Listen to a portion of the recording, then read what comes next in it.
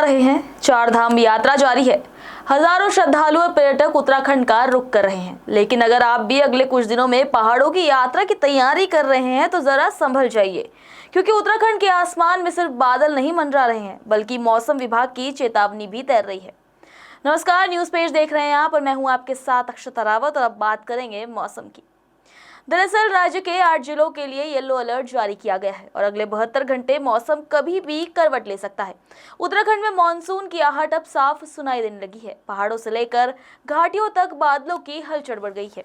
मौसम विभाग ने देहरादून, उत्तरकाशी, रुद्रप्रयाग, चमोली, बागेश्वर, नैनीताल, टिहरी और पिथौरागढ़ जिलों में गरज चमक के साथ हल्की से मध्यम बारिश की संभावना जताई है।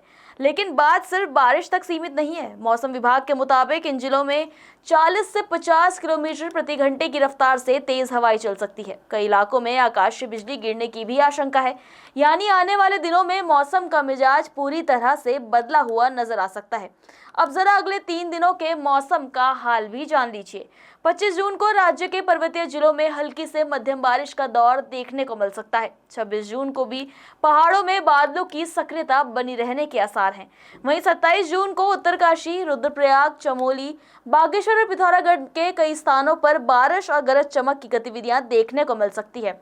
हालांकि हरिद्वार और उधम सिंह नगर जैसे मैदानी इलाकों में मौसम अपेक्षाकृत शुष्क रहने की संभावना जताई गई है।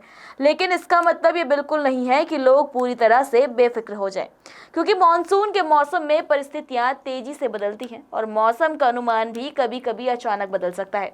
चारधाम यात्रा के बीच जारी इस अलर्ट ने प्रशासन की भी चिंता बढ़ा दी है। इन दिनों हजारों श्रद्धालु केदारनाथ, बद्रीनाथ, गंगोत्री और यमुनोत्री धाम की यात्रा पर हैं।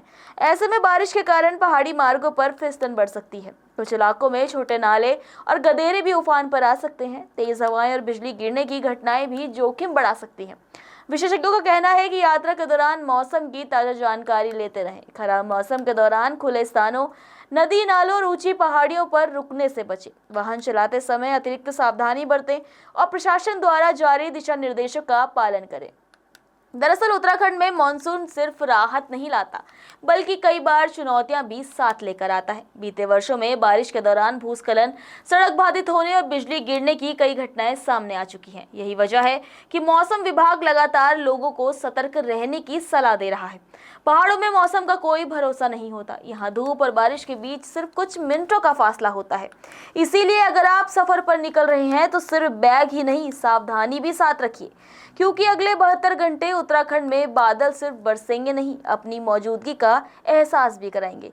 इसीलिए सतर्क रहिए, सुरक्षित रहिए और देखते रहिए न्यूज़ पेज।